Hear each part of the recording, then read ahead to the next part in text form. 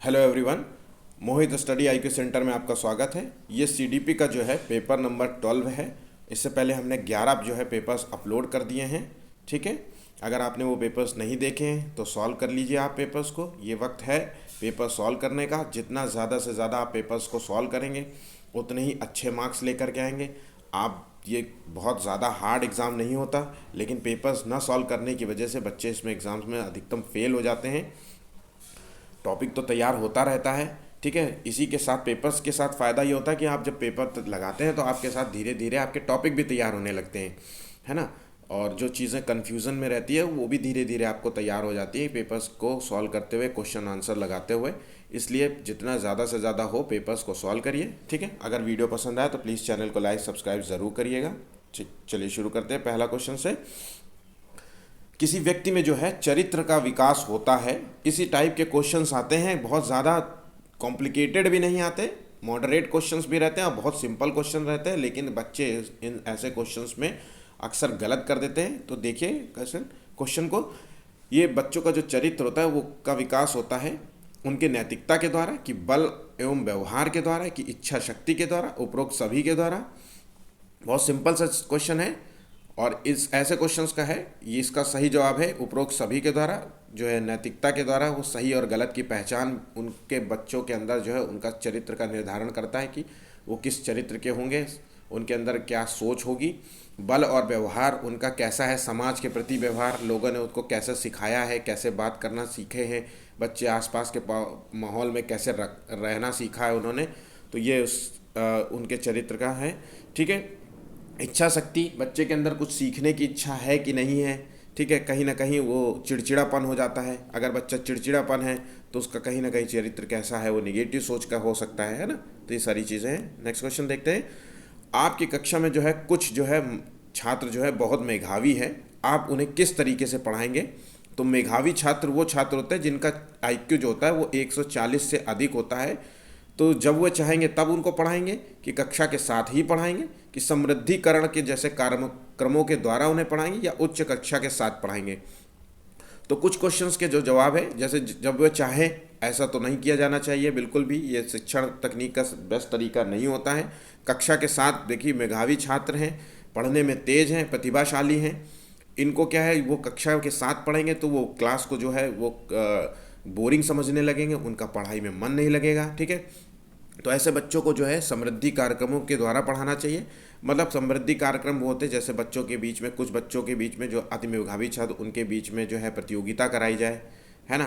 Participate ले वो किसी प्रतियोगिता में, एक्स्ट्रा करिकुलम बच्चों से कराया जाए, ठीक है। उनसे हार्ड क्वेश्चंस पूछे जाए, है ना। तो इस तरीके की चीज़ों से उनका जो है पढ़ाई में मन लगेगा। इसी तरीके से उनको पढ़ाया जाना चाहिए। समझ गए होंगे। बालकों का जो है सर्वाधिक रूप में बौद्धिक क्षमता का विकास होता है, ठीक है। बच्चे का जो है उसका जो विकास होता है वो कहाँ पे सबसे ज़्यादा होता है, तो घर में होता है, कि मित्रों और साथियों के साथ अंतःक्रिया करके होता है, कि विद्यालय और कक्षा में होता है, या खेल के मैदान में होता है। तो देखिए, घर में जो बच्चे का जो है विकास तो प्राथमिक विकास में आता है, ठीक है। तो प्राथमिक विकास में जहाँ बच्चा भाषा सीखता है, उठना बैठना सीखता है, कुछ मैनर्स सीखता है ना, कुछ हद तक बात करना भी सीखता है। लेकिन जो सर्वागीण विकास की बात करें, सर्वाधिक रूप में विकास होता है, वो विद्यालय और कक्षा में होता है। कक्षा क्लास रूप में वो हर चीज़ें सीखता है। वो पढ़ाई के साथ साथ अपना शारीरिक विकास भी करता है, वहाँ पे शारीरिक विकास भी होता है उसका, उसका मानसिक विकास भी होता है ना। तो वो सभी, वो तर्क करना सीखता है कि किस कैसे क्वेश्चन करते हैं। उसके पास जो है जो बूस्ट करने की होती है ना, वो सब चीज़ें होती हैं। कॉन्फिडेंस उसके अंदर आता है, ठीक है। ये सारी चीज़ें उससे होती हैं। जीवन का जो अनोखा काल है उसे किसे माना जाता है, जीवन का अनोखा काल। तो शैशवावस्था, बाल्यावस्था, किशोरावस्था या प्रौढ़ावस्था। तो जो ये जीवन का जो अनोखा काल है वो बाल्यावस्था को माना जाता है। आप सभी जानते हैं जो बाल्यावस्था होती है वो 2 से 12 वर्ष की अवस्था होती है, ठीक है। तो ये काल जो होता है सीखने की उम्र होती है, बच्चा बहुत कुछ सीखता है। तो ये इनको जो है 2 भागों में बांटते हैं, जो है एक अर्ली चाइल्डहुड, आप सभी याद करिए, अर्ली चाइल्डहुड, और एक दूसरा है लेटर चाइल्डहुड, ठीक है। तो अर्ली चाइल्डहुड जो होती है वो 2 से 4 वर्ष की होती है, 2 से 6 वर्ष की होती है। और जो लेटर चाइल्ड होती है वो 6 से 12 वर्ष के अंदर अंतर्गत आती है। अर्ली चाइल्डहुड में जो है बच्चा जो है प्री गैंग एज में होता है, को प्री गैंग एज में होता है, ठीक है, प्री स्कूल एज होता है। लेकिन वहीं पर जब लेटर चाइल्डहुड में जाए तो बच्चा जो है गैंग एज में चला जाता है। इसमें ऐसा होता है बच्चे का विकास होता है, वो ग्रुप में रहना पसंद करता है, लोगों के साथ उठना बैठना ना करके अपने दोस्तों के साथ उठना बैठना पसंद करता है। तो ठीक है, ये काल बहुत जीवन का बहुत अनोखा काल माना जाता है, इसमें बच्चे का विकास बहुत तेज़ी से होता है। ठीक, वहीं पे जो है किशोरावस्था है वो एक आइडेंटिटी क्राइसिस वाली एज होती है, जहाँ पे स्ट्रेस एंड स्टॉर्म की एज होती है, जहाँ बच्चे को नहीं पता होता है वो क्या कर रहा है, क्या करना है। तो जब बाल्यावस्था से जब तक ध्यान नहीं देंगे तभी बच्चे, भाई बाल्यावस्था से जब आप देखेंगे, उसको समझाएंगे उसको क्या करना है, किस तरीके से उसको पढ़ाई करना है, तभी वो चीज़ों को किशोरावस्था में जोड़ पाएगा। ठीक है, किसके अनुसार जो है व्यक्तित्व व्यक्ति के व्यवहार की एक समग्र जो है गुणवत्ता है। ये जो है कोटेशन जो है किसने दी थी, तो ये कोटेशन है वुडवर्थ की, ध्यान रखिएगा, वुडवर्थ ने ये कहा था। ठीक है, वुडवर्थ के अनुसार जो है व्यक्ति का जो डेवलपमेंट होता है वो हेरिडिटी और इन्वायरमेंट के परस्पर क्रिया से बनता है। तो ध्यान रखिएगा, अगर माता पिता के अच्छे गुण और अच्छा वातावरण से जो है बच्चे का जो है डेवलपमेंट भी अच्छा होगा। ठीक है, अगर गुण अच्छे नहीं हैं और इन्वायरमेंट अच्छा नहीं है तो डेवलपमेंट भी खराब हो सकता है, बच्चे का विकास भी अच्छा नहीं होगा। ठीक है, एक भाषा जो है शिक्षक कक्षा में कविता का विवरण समझाकर कक्षा में कविता पढ़ रहा है, एक टीचर है जो कविता पढ़ रहा है और समझा रहा है कि क्या है, वो छात्रों से स्पष्टीकरण मांगता है। वो पूछता है कि बच्चे इस कविता को आपने क्या समझा और आपका क्या विचार है इसके बारे में।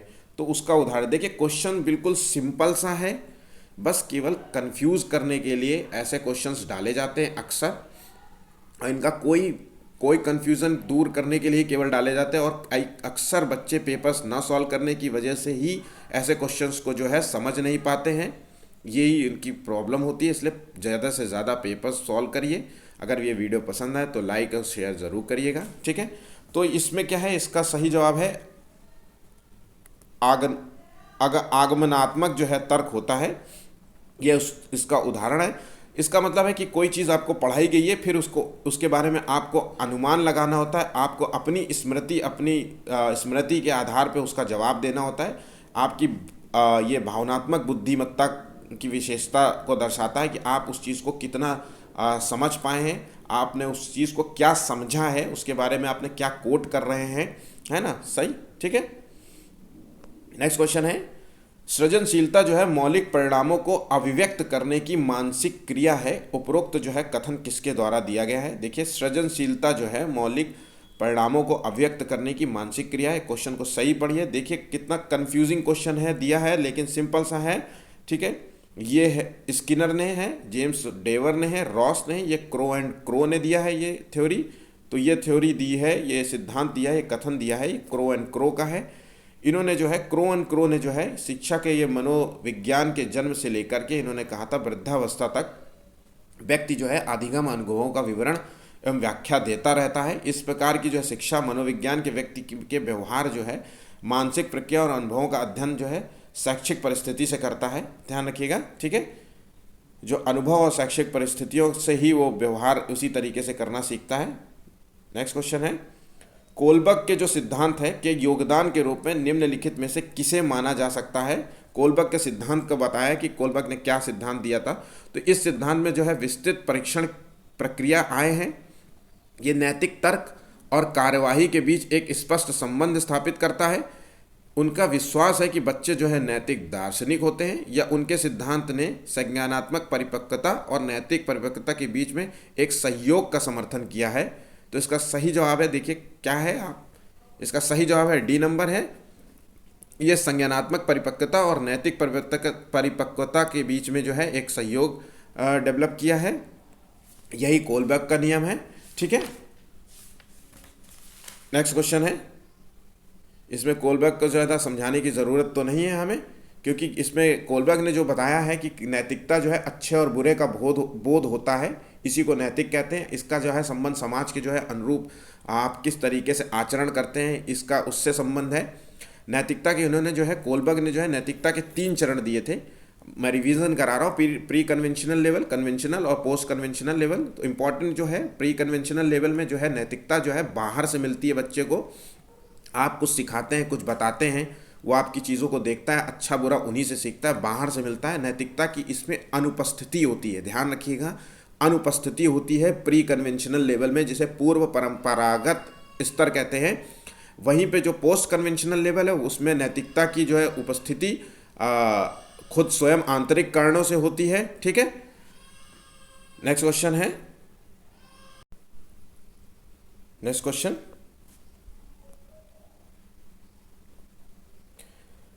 प्रगतिशील शिक्षा के बारे में निम्नलिखित में से कौन सा है कथन बताता है कि शिक्षा स्वयं ही जीवन है, स्कूलों की आवश्यकता नहीं है, बच्चे अपने जीवन के अनुभवों से सीख सकते हैं, स्कूलों में जो है शिक्षा सामाजिक और प्राकृतिक दुनिया को प्रतिबिंबित करे, जीवन जो है सच्चा शिक्षक है, और स्कूल शिक्षा को यथासंभव लंबे समय तक जारी रखना चाहिए। यह क्वेश्चन आया हुआ है, सीटेट का क्वेश्चन है, ध्यान रखिएगा, इसको जवाब दीजिए। देखिए क्या है आपका आंसर, प्रगतिशील शिक्षा क्या होती है। देखिए केवल एक क्वेश्चन, एक टर्म से ही सारी चीज़ें सॉल्व हो जाती है। प्रगतिशील शिक्षा वो होती है जहाँ स्कूलों में शिक्षा सामाजिक और प्राकृतिक दुनिया को प्रतिबिंबित करे। प्रगतिशील शिक्षा जहाँ पे समाज की चीज़ों को भी बातें बताई जाए और प्राकृतिक जो चीज़ें हैं उनके बारे में भी सारी शिक्षा मिले, ठीक है, वो प्रगतिशील शिक्षा कहलाती है। ठीक है, जहाँ तर्क करना सिखाया जाए वो प्रगतिशील शिक्षा है, जो आपको व्यावसायिक रूप से जोड़े वो प्रगतिशील शिक्षा कहलाती है। ठीक है, ये सारी शिक्षाएं हैं।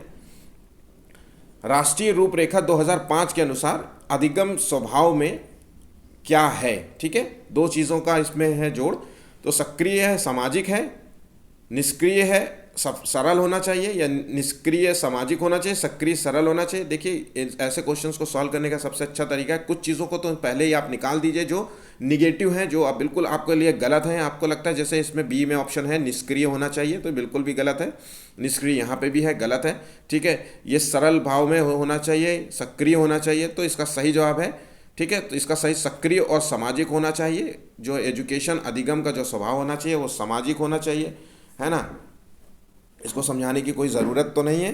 ठीक है, नेक्स्ट क्वेश्चन देखते हैं, निम्नलिखित में से कौन से जो है शिक्षक द्वारा कक्षा में बच्चों के लिए समस्या हल करने के तरीकों का वर्णन नहीं कर सकता है।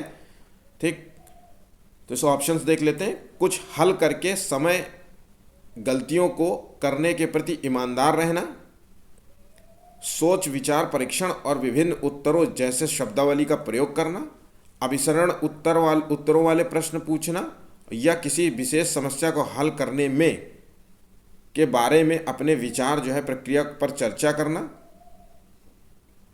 तो इसका सही जवाब है अभिसरण उत्तर वाले जो है प्रश्न पूछना। ठीक है, ये समस्या हल करने के तरीकों का वर्णन नहीं करता है, ध्यान रखिएगा। अभिसरण वाले जब दो या दो से अधिक चीज़ों को आप मिला करके एक चीज़ बना देते हैं, ठीक है, वैसे ही उसी को अभिसरण उत्तर कहते हैं। ये अभिसरण उत्तर वाले जो प्रश्न होते हैं आमतौर पे जो है वो गणित के लिए माने जाते हैं। ठीक है, ध्यान रखिएगा, ये गणित के लिए प्रयोग किए जाते हैं। गणित जैसे मैथमेटिकल चीज़ों को, तर्क करने वाली चीज़ों में ये प्रयोग किए जाते हैं। ऐसे नॉर्मल जो है बच्चों के लिए समस्या हल का सबसे बेस्ट तरीका नहीं होता है। कक्षा में जो है सृजनात्मकता और प्रभावशील जो बच्चे हैं के लिए आवश्यक जो है हस्तक्षेप निर्भर करता है। किस बात पर यह निर्भर करता है, ऑप्शंस देख लेते हैं। उन्हें अतिरिक्त समय दिए जाने पर, उन्हें उनके जो प्रति स्नेही होने पर, या उन्हें अन्य बच्चों को पढ़ाने की जिम्मेदारी देने पर, या शिक्षक द्वारा जो है अनुकूलित और प्रेरक निर्देशन तरीकों के उपयोग पर। इसका क्या सही जवाब हो सकता है, तो इसका सही जवाब है शिक्षक द्वारा जो है अनुकूलित और प्रेरक जो है निर्देशन तरीकों के उपयोग पर। ठीक है, टीचर जब कहता है कि आपको यही करना है, ठीक है, प्रभावशाली और सृजनात्मक बच्चे होते हैं, इनका आईक्यू लेवल ज़्यादा होता है, आप उनसे जो है ज़ोर ज़बरदस्ती करके नहीं पढ़ा सकते। आप उनसे ये नहीं कह सकते कि यही करना पड़ेगा, इसके अलावा आपको कुछ नहीं करना है ना। उनके कार्य में जो है रोका टोकी उनको पसंद नहीं होता, उनको हस्तक्षेप करना पसंद नहीं होता किसी भी कार्य में कि उनके काम में हस्तक्षेप करें। प्रभावशील जो बच्चे होते हैं वो स्वयं से करना पसंद करते हैं, किसी के दबाव में नहीं करते। ठीक है, तो यही उनकी खूबियाँ होती हैं। उनका आईक्यू लेवल 140 से अधिक हो सकता है, 120 से अधिक नॉर्मल होता ही है। ठीक है, बच्चों में जो प्रभावशीलता है किसके कारण हो सकती है, एक संसाधन समृद्धि वातावरण से, सफल माता पिता के, एक अनुशासित दिनचर्या से, आनुवांशिकता और वातावरण के बीच में। तो जो प्रतिभाशाली जो बच्चे होते हैं वो आनुवांशिकता और जो वातावरण के बीच अंतःक्रिया से होते हैं। ठीक है, मतलब इनका जो विकास होता है, डेवलपमेंट होता है, वो हेरिडिटी और एनवायरनमेंट के परस्पर क्रिया से बनता है। ये जो है वुडवर्थ ने दिया था, ये बात वुडवर्थ का नियम, वुडवर्थ ने बताया था कि दोनों के परस्पर सहयोग से ही एक बच्चा जो है का विकास जो है अच्छे रूप में होता है। ठीक है, अगर माता पिता के गुण भी अच्छे हैं, ठीक है, और उसका वातावरण जो अच्छी जगह हुआ है, ठीक, तो वो उसका डेवलपमेंट भी अच्छा होगा। ठीक है, वो बच्चा प्रतिभाशाली होगा। लेकिन अगर उसके माता पिता के जो है शारीरिक या मानसिक रूप से कोई कमी है, उसके जेनेटिक गुड्स जो है बच्चों में आ गए हैं, और उसका इन्वायरमेंट भी अच्छा नहीं हो रहा है, समाज में उसका उठना बैठना उसका सही जगह नहीं हो रहा है, दोस्त यार जो हैं उसके अच्छे लोग नहीं हैं, तो उसका डेवलपमेंट भी अच्छा नहीं होगा, उसका विकास जो है अच्छा नहीं होगा। ठीक है, प्रतिभाशाली जो विद्यार्थी हैं वो क्या हैं? अब सारी जो है चिंतक होते हैं कि बहुमुखी होते हैं कि बहुत परिश्रमी होते हैं या अभिसारी होते हैं? ये कौन होते हैं? तो ये होते हैं अपसारी चिंतक होते हैं। प्रतिभाशाली बच्चे वो बच्चे होते हैं जिनका आईक्यू जो होता है 140 से अधिक होता है। और अपसारी चिंतक होता है कि वो एक प्रॉब्लम्स के जो है कई सॉल्यूशंस ढूंढ लेते हैं। उनके लिए प्रॉब्लम्स के सॉल्यूशन ढूंढना बहुत आसान, इन्होंने ये ना डाइवर्सिटी होती है इनके अंदर कि वो कई सॉल्यूशंस ढूंढते हैं कि एक सॉल्यूशन नहीं काम आ रहा तो ये देख लीजिए, ये नहीं आ रहा तो ये देख लीजिए, है ना, ये नहीं आ रहा तो ये देख लीजिए। ठीक है, तो यही अपसारी चिंतन कहलाता है। निम्नलिखित में से कौन सी जो है प्रगतिशील शिक्षा की विशेषता है? ठीक है, प्रगतिशील शिक्षा, कई बार मैंने ये क्वेश्चन करा चुका हूँ और ये बहुत बहुत बार क्वेश्चंस पूछे जाते हैं, इसी टाइप के क्वेश्चंस पूछे जाते हैं। ऐसा नहीं है, ये क्वेश्चंस जो है कई वर्षों से आ चुके हैं क्वेश्चंस, उन्हीं के क्वेश्चंस की जो मैंने ये श्रृंखला आपको दी है।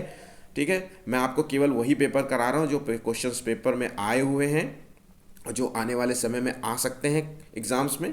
ठीक है, तो चलिए क्वेश्चन ऑप्शंस देखते हैं। केवल प्रस्तावित पाठ्य पुस्तकों पर आधारित होना चाहिए, तो प्रगतिशील शिक्षा क्या उस पाठ्य पुस्तक पर आधारित होनी चाहिए, या अच्छे अंक प्राप्त करने पर बल देना चाहिए, या बार बार जो है एग्ज़ाम लेना चाहिए उनका, या समय सारणी और बैठने की व्यवस्था में लचीलापन होना चाहिए? तो इसका सही जवाब है बैठने और समय सारणी में जो है लचीलापन होना चाहिए। ठीक है, नेक्स्ट क्वेश्चन, निम्नलिखित में से जो है मस्तिष्क की संरचना तथा कृत्यों में विभेदन का परिणाम होता है तनाव, पिछड़ापन या डिसलेक्सिया? ठीक, इनमें से कोई नहीं, तो इसका सही जवाब है डिसलेक्सिया नाम का यह बीमारी होती है जिससे मस्तिष्क की संरचना और कृत्यों के जो है विभेदन का परिणाम है। ठीक है, डिसलेक्सिया में क्या होता है, ये एक सीखने का विकार है, सीखने में समस्या होती है बच्चे को। इसमें बच्चा जो है ध्वनियों को पहचानने में प्रॉब्लम समझ नहीं पाता है, और अक्षरों और शब्दों को वो रिलेट नहीं कर पाता उन चीज़ों से, उसे कहने और समझने में कठिनाई होती है। ठीक है, अच्छा, ये जो है प्रॉब्लम जो है जेनेटिक्स भी हो सकती है, अगर माता पिता में कोई समस्या थी तो ये बच्चे में आ सकती है। ठीक है, 1 से 5 साल तक के बच्चे में आमतौर पे डिसलेक्सिया नाम की बीमारी होती ही होती है, क्योंकि वो चीज़ों को इतनी जल्दी रिलेट नहीं कर पाता, लेकिन धीरे धीरे ये समझने लगता है। ठीक है, तो ये चीज़ें उसमें खूबी होती है। नेक्स्ट क्वेश्चन, मानव विकास कुछ विशेष सिद्धांतों पर आधारित होता है, तो बताइए निम्नलिखित में से कौन सा जो है मानव विकास का सिद्धांत नहीं है? यहाँ पूछा है नहीं। इन सब चीज़ों को बहुत ध्यान से पढ़िएगा, आपका ऑनलाइन एग्ज़ाम होता है इसलिए आपको पेपर को बहुत ध्यान से पढ़ना होता है। ऑफलाइन पेपर देना आसान होता है, ऑनलाइन थोड़ा सा कठिन हो जाता है, क्योंकि उसमें जल्दी से पेपर टर्न भी करना पड़ता है, टाइम का भी ध्यान रखना पड़ता है, चीज़ों को मार्क कर नहीं पाते बच्चे। तो इस चीज़ को पढ़ते वक्त बहुत फोकस रहिएगा कि पढ़ाई जब आप क्वेश्चन पढ़ें तो उसमें क्या लिखा है। तो इसमें सिद्धांत नहीं है, प्रतिवर्ती, सामान्य से विशिष्ट, क्रमिकता और निरंतरता। तो ये सही जवाब है, प्रतिवर्ती नहीं है, रिवर्सिबल नहीं होती है, ये रिवर्सिबल नहीं होती है। जो विकास होता है वो एक सीधे सामान्य से विशिष्ट प्रक्रिया होती है। अनुक्रमिता होता है, एक क्रम अनुसार चलती है, निरंतर चलने वाली प्रक्रिया होती है। ये नहीं होती कि विशिष्ट से सामान्य नहीं होगी, वृद्धावस्था से जो है शैशवावस्था की तरफ नहीं चलेगी, ध्यान रखिएगा। ठीक है, नेक्स्ट क्वेश्चन आपको देखते हैं, इनमें से कौन सा जो है मनोवैज्ञानिक जो है भाषा विकास से संबंधित है? इसमें मनोवैज्ञानिक भाषा विकास से संबंधित है पावलोव, ये है पावलोव, ये बिने है, चोम्स्की, ये मॉस्लो, ये कौन है? तो इसका सही जवाब है ये चोम्स्की हैं, जिन्हें भाषा विकास के जो है जनक कहा जाता है, फादर ऑफ लैंग्वेज डेवलपमेंट कहा जाता है। भाषा जो बालक होता है वो भाषा सीखने की उसमें क्षमता जो है वो जन्मजात होती है, ये उन्होंने कहा था, है ना। ठीक है, नेक्स्ट क्वेश्चन, गतिक कौशलों में अधिगम जो है निर्योग्यता कहलाती है। बहुत सिंपल सा है, देखिए डिस्ग्राफिया है, डिस्प्रैक्सिया है, डिस्कैलकुलिया है और डिसलेक्सिया है। तो इसका सही है, गतिक कौशलों में जो है निर्योग्यता होती है तो वो डिस्प्रैक्सिया होती है, ध्यान रखिएगा, डिस्प्रैक्सिया होती है। डिसलेक्सिया में जो होता है भाषा संबंधी विकार है, इसमें बच्चे को शब्दों को समझ में नहीं आता, वो बोलने में कठिनाई होती है। डिस्कैलकुलिया होती है, गणित जैसी गणना करने में उसको कठिनाई होती है, तो डिस्प्रैक्सिया है। ठीक है, और ये जो ग्राफिया होता है उसमें जो है गति और चीज़ों को जो है खाली चीज़ स्थान को समझने में उसको कठिनाई होती है, ये याद रखिएगा। पुरस्कार और दंड के माध्यम से जो सीखना अधिगम के किस सिद्धांत से संबंधित है? सामाजिक अधिगम है या कि क्रिया प्रसूत अधिगम है कि शास्त्रीय अनुबंधन है या संज्ञानात्मक सिद्धांत कहलाता है? तो पुरस्कार और दंड जो है, ठीक है, पुरस्कार और दंड जो है वो क्रिया प्रसूत अनुबंधन है, ध्यान रखिएगा, क्रिया प्रसूत अनुबंधन है। ये सिद्धांत जो है स्किनर ने दिया था, ये सिद्धांत स्किनर का सिद्धांत है। इस सिद्धांत में जो है सीखी जाने वाली जो है क्रिया को जो है छोटे छोटे कई भागों में विभाजित कर देते हैं, फिर धीरे धीरे उस चीज़ को सीख करके एक पूरा प्रक्रिया को सीख जाते हैं। ठीक है, यही चीज़ है। अगर आपने सीख लिया तो पुरस्कार मिलता है, नहीं तो दंड मिलता है। इन्होंने जो है स्किनर ने जो है एक प्रयोग किया था चूहे पर और कबूतर पे। तो इन्होंने एक बॉक्स लिया जिसमें चूहे को बंद कर दिया, उसमें एक लीवर लगा दिया जिससे खुल जाता है या खाना गिर जाता है। ठीक है, चूहे ने कई बार खाना के प्रयास किया लेकिन नहीं मिला उसे, लेकिन उसने अचानक उससे ना लीवर दब गया तो खाना गिर गया उसके पिंजरे में। उसने फिर अगली बार वैसा ही किया गया तो फिर उसने लीवर दब गया उससे गलती से, फिर उसका खाना मिल गया। ऐसे कई बार प्रक्रिया दोहराते दोहराते उसने अंत में ये सीख लिया कि क्रिया और उसने ये संबंध दोनों में स्थापित कर लिया कि अगर लीवर दबाएंगे तो खाना गिरेगा। ठीक है, तो इससे उसकी जो है क्रिया शक्ति को उसने अपनी क्रिया शक्ति को बढ़ा लिया। तो ध्यान रखिएगा, ये स्किनर का सिद्धांत है। ठीक, निम्नलिखित में से जो है स्टर्न जो है वर्ग का जो है बुद्धि का त्रिस्तरीय सिद्धांत जो है किससे संबंधित है? ये त्रिस्तरीय जो सिद्धांत है वो व्यवहारिक बुद्धि, प्रायोगिक बुद्धि और संसाधनात्मक जो है पूर्ण बुद्धि या गणितीय बुद्धि। तो स्टर्नबर्ग ने जो है बुद्धि का जो है त्रिस्तरीय सिद्धांत दिया था और ये सिद्धांत जो है व्यवहारिक बुद्धि से संबंधित है। ठीक है, इनके त्रिबुद्धि सिद्धांत में तीन इन्होंने जो सिद्धांत है उन्होंने कहा था, एक जो है कंटेक्चुअल जो है इंटेलिजेंस होती है, एक एक्सपेरिमेंटल इंटेलिजेंस होती है और एक होती है घटिकीय बुद्धि जिसे एनालिटिकल नाम दिया था। ठीक है, इंटेलिजेंस कंटेक्चुअल में जो होता है इसमें जो है सूचनाओं का जो है सही इस्तेमाल करके व्यक्ति जो है अपना काम निकालने की कोशिश करता है, काम को पूरा करता है। वहीं पे एक्सपेरिमेंटल में होता है किसी एक्सपेरिमेंट के माध्यम से या अनुभव के माध्यम से जो है बच्चा या व्यक्ति जो है कुछ नया सीखने की कोशिश करता है।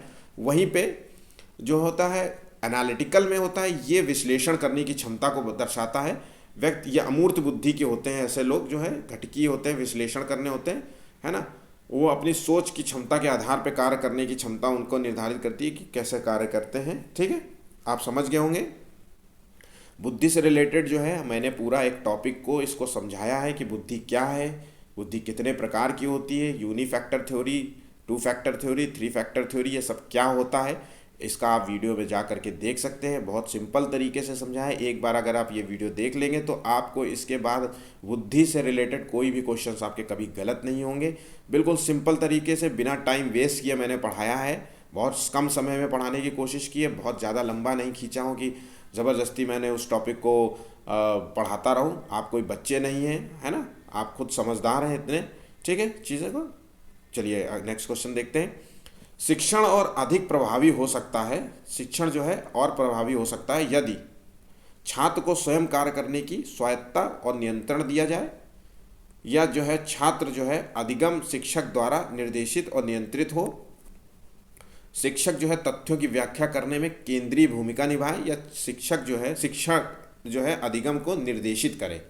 तो इसका सही जवाब है, अगर टीचिंग जो है और प्रभावी हो सकता है जब बच्चे को ये छूट हो कि वो अपने आप से करे, वो किसी के नियंत्रण में ना हो, उसको कोई निर्देश ना दे, तो बच्चा को जो है सीखने की प्रक्रिया बढ़ जाती है, निर्देश दे करके आप बच्चे की जो है कंट्रोल करने की कोशिश करते हैं तो बच्चा जो है सीखता नहीं है, उसका इंटरेस्ट नहीं होता पढ़ाई में। लेकिन जब आप बच्चे को छोड़ देते हैं, वो करके खुद ही करता है, गलतियां करता है, फिर सीखता है ना। बीच बीच में आप बच्चे को गलतियां करें तो सिखा सकते हैं, समझा सकते हैं, टोका टोकी नहीं कर सकते बात बात पे, लेकिन बीच बीच में आप उन्हें रोक सकते हैं कि हाँ बेटा ये देखिए ऐसे कर लो, तो वो फिर से सीखेगा, फिर चीज़ों को आगे बढ़ेगा। ठीक है। एक प्रगतिशील कक्षा में जो है शिक्षण अधिगम प्रक्रिया के दौरान अधिगमकर्ताओं का मूल्यांकन करता है। तो अभिभावकों को जो है प्रतिपुष्टि देने के प्रयोजन से बेहद सफल, कम सफल और असफल विद्यार्थियों की पहचानने में सहायक होता है। यह बेहद महत्वपूर्ण है क्योंकि ये बच्चों की समझ की जानकारी देता है और अध्यापिका को अपने शिक्षा शास्त्र पर विचारने में जो है सहायक होता है। बच्चों के जो अधिगम में सहायता नहीं होता है, पहुंचाता है। बच्चों की जो अधिगम प्रक्रिया में रुकावट उत्पन्न करता है। तो जो एक प्रगतिशील क्लासरूम होती है ना, उसमें जो होता है, जो टीचर जो पढ़ाता है उसका मूल्यांकन करना है, फीडबैक टीचर का देना है हमें। ठीक है। तो इसका फ़ायदा ये होता है कि फीडबैक देने से क्या होता है, टीचर का भी जो है जानकारी हो जाती है कि टीचर कैसा है, पढ़ाने में कैसा है, वो चीज़ों को समझ पा रहा है कि नहीं। जो मूल्य है समावेशी शिक्षा की, जहाँ सामान्य और विशिष्ट छात्र दोनों पढ़ते हैं, तो क्या वो चीज़ों को समझ पा रहा है कि विशिष्ट छात्रों को किस तरीके से पढ़ाना है, मेधावी छात्रों को किस तरीके से पढ़ाना है, सामान्य छात्रों को किस तरीके से पढ़ाना है, क्लास में किस तरीके से पढ़ाना है, ताकि बच्चे पढ़ सके, समझ सके। तो उसका सही जवाब है बेहद महत्वपूर्ण है ये बी ऑप्शन।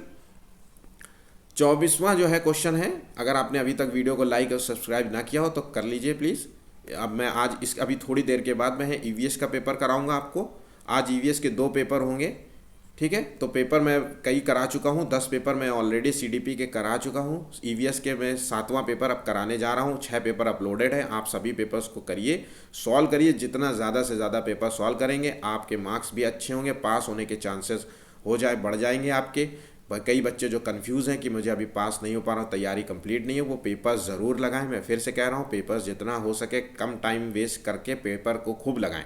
आधे घंटे का मैंने पेपर कराता हूँ, आधे घंटे तो आप तो नॉर्मली 4-5 घंटे पढ़ तो सकते ही हैं, तो कम से कम 2 से 3-4 पेपर तो लगा सकते हैं। बाकी टाइम समय अपना थ्योरी पढ़ने में लगाएं। ठीक है। चलिए शुरू करते हैं। एक उत्तम जो है कक्षा कक्ष जो है क्लासरूम में शिक्षक का क्या रोल होता है, तो छात्रों की जो है प्राकृतिक जिज्ञासा का पोषण करता है, माफ कीजिएगा, यहाँ पोषण लिखा हुआ है। और छात्रों को जो पारस्परिक संवाद के लिए प्रोत्साहित करता है, या छात्रों को वास्तविक वैश्विक परिस्थितियों में सम्मिलित करता है, या उपरोक्त सभी। तो इसका सही जवाब है छात्रों को जो है पारस्परिक जो है संवाद के लिए प्रोत्साहित करता है। जब एक अच्छी क्लासरूम में जब टीचर एक दूसरे से बात करने के लिए करते हैं कि आप लोग एक दूसरे से संवाद करें, एक दूसरे से कम्युनिकेट करें, एक दूसरे से क्वेश्चंस पूछें, किसी को क्या आता है, किसी चीज़ों को एक दूसरे से करके सीखें चीज़ों को, तो ये पारस्परिक संवाद को जो प्रोत्साहित देता है बहुत ज़रूरी होता है ना प्रगतिशील कक्षा क्लासरूम में। ठीक है। ये माहौल विद्यार्थियों को दिए जाने वाले परामर्श की जो है सर्वाधिक उपयोगिता ये है कि, ठीक है, इससे उनका जो है ज्ञान बढ़ता है, उनका कौशल बढ़ता है, उनमें आत्मविश्वास की अभिवृद्धि होती है, या दुनियादारी में सफल बन जाते हैं। तो परामर्श जो है कि सर्वाधिक जो है विद्यार्थियों को दिए जाने परामर्श की जो है सर्वाधिक उपयोगिता होता है कि उनका जो है बच्चों का जो है आत्मविश्वास की वृद्धि होती है। उनका जब आप परामर्श देते हैं, किसी चीज़ की सलाह देते हैं आप बच्चों में, और सही सलाह देते हैं, आप उनको मोटिवेट करने की कोशिश करते हैं, देखिए बेटा कितना अच्छा किया, तो उनके अंदर, बच्चों के अंदर जो है आत्मविश्वास बढ़ता है।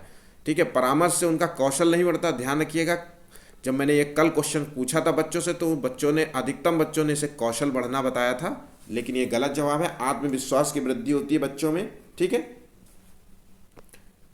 जीन पियाजे के अनुसार 0 से 14 वर्ष की आयु के जो है बालक का मानसिक विकास जो है 4 अवस्थाओं में होता है। इसमें से जो है 7 से 14 वर्ष की आयु के जो बच्चे का विकास की अवस्था को हम क्या नाम देते हैं, क्या दिया। देखिए, जीन पियाजे के 4 सिद्धांत हैं, और उसको केवल कितना बड़ा क्वेश्चन के तौर पे बना दिया है कि ताकि बच्चा कंफ्यूज हो जाए। डेट इसमें वर्ष भी दे दिया है, तो चीज़ों को बच्चे को कंफ्यूज करना होता है। ठीक है। काम करना है कंफ्यूजन। और जब आप पेपर लगाते तो आप चीज़ों को बहुत तरीके से देखते हैं। उसी ये क्वेश्चंस कई बार हर पेपर में हर लोग जानते हैं, सिंपल सा है, जीन पियाजे के क्या सिद्धांत है, आप इसका जवाब जानते होंगे। मैं हर पेपर में ये क्वेश्चन दे चुका हूँ इसी तरीके से जीन पियाजे का। इसका जवाब आप कमेंट बॉक्स में कमेंट कीजिएगा। कमेंट करके आप हमें बताइएगा इसका आंसर क्या है। ठीक है, ये 26 नंबर का क्वेश्चन है, कमेंट कीजिएगा। ठीक है, नेक्स्ट क्वेश्चन, एक अध्यापक के रूप में आप उन विद्यार्थियों से किस प्रकार निपटेंगे जो कक्षा की पिछली सीटों पर बैठकर आपस में बात कर रहे हैं। आमतौर पर ऐसी घटनाएं होती रहती हैं, जब आप क्लास में पढ़ाते हैं तो बच्चे पीछे वाले ध्यान नहीं देते, अपना बतियाते रहते हैं। स्कूलों में तो आमतौर पे पीछे वाले बच्चे जो है एक दूसरे का टिफ़िन ही खाते रहते हैं। ठीक है, तो उनकी तो ऑप्शंस देखते हैं, उनकी उपेक्षा करके उन्हें चुप रहने के लिए कहेंगे, अथवा कक्षा से बाहर जाने को कहेंगे, या उन्हें कक्षा से बाहर कर देंगे और उनसे पूछेंगे कि वे ध्यान क्यों नहीं दे रहे हैं। हम लोग जब ऐसा करते थे स्कूल में तो हमें टीचर बाहर निकाल देते थे, धर के कूट देते थे, पर आपको ऐसा बिल्कुल नहीं करना है। इस तरीके की शिक्षण तकनीक का बिल्कुल इस्तेमाल नहीं करना है, ध्यान रखिएगा। आप उनसे पूछेंगे कि क्या है, क्या वजह है जो आप पढ़ाई में ध्यान नहीं दे रहे हैं, तो वो ठीक है। विकास जो है व्यक्ति में नवीन विशेषताएं और योग्यताएं प्रस्फुटित करता है। ये कथन किसका है? कथन वाले क्वेश्चंस को ज़रूर याद करिए, हो सके तो एक जगह लिख लीजिए, क्योंकि कथन के क्वेश्चंस 1 से 2 ज़रूर पूछे जाते हैं। वो चाहे टेट का एग्ज़ाम हो, चाहे वो सीटेट का एग्ज़ाम हो, या चाहे ईवीएस का एग्ज़ाम हो, ज़रूर से ज़रूर पूछे जाते हैं। ठीक है, तो इस चीज़ को, क्वेश्चंस को देखिए। ये जो है हार्लॉक का है, कथन है, ध्यान रखिएगा, हार्लॉक का कथन है। नेक्स्ट क्वेश्चन देखते हैं, किस मनोवैज्ञानिक के अनुसार जो है बच्चों के संज्ञानात्मक विकास में सांस्कृतिक जो है उपकरण एक महत्वपूर्ण भूमिका निभाते हैं। ठीक है, तो यहाँ पूछ रहा है, देखिए क्वेश्चन को केवल घुमा दिया है। सांस्कृतिक उपकरण का जो है महत्वपूर्ण भूमिका है बच्चे के विकास में, तो ये है वाइगोस्की ने जो है सामाजिक सांस्कृतिक विकास का सिद्धांत, सामाजिक सांस्कृतिक जो है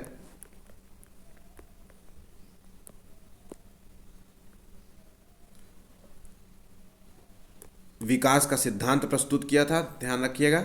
ठीक है, इन्होंने कहा था कि बच्चे के जो विकास में, जो संज्ञानात्मक विकास में जो है समाज का जो है और संस्कृति का बहुत बड़ा रोल होता है। इसी से ही बच्चे का जो है पूरा विकास होता है। इन्होंने एग्जाम्पल के तौर पे कहा कि एक बच्चे का जो है विकास अगर जंगल में छोड़ दिया जाए तो बच्चे का विकास डिफरेंट होगा, और वहीं पे एक समाज में रहने वाले बच्चे का विकास जो है डिफरेंट होगा। और वहीं जो है ऐसे जगह जो समाज में बहुत बेकार जगह है, समाज का जो निचला तबका है, वहाँ के बच्चों का विकास जो है डिफरेंट होगा। तो समाज और संस्कृति दोनों का रोल बहुत अलग होता है। ठीक है, दोनों के परस्पर क्रिया से ही बच्चे का जो है सर्वाधिक जो है विकास होता है, उसी से ही जो है बच्चे का डेवलपमेंट होता है। ठीक है, भाषा विकास को भी इन्होंने महत्वपूर्ण योगदान दिया था कि भाषा के बिना जो है बच्चे का संज्ञानात्मक विकास नहीं हो सकता। तीनों दिया था, लेकिन सामाजिक और संस्कृति का सबसे बड़ा रोल माना था बच्चे के विकास में। ठीक है, आप समझ गए होंगे।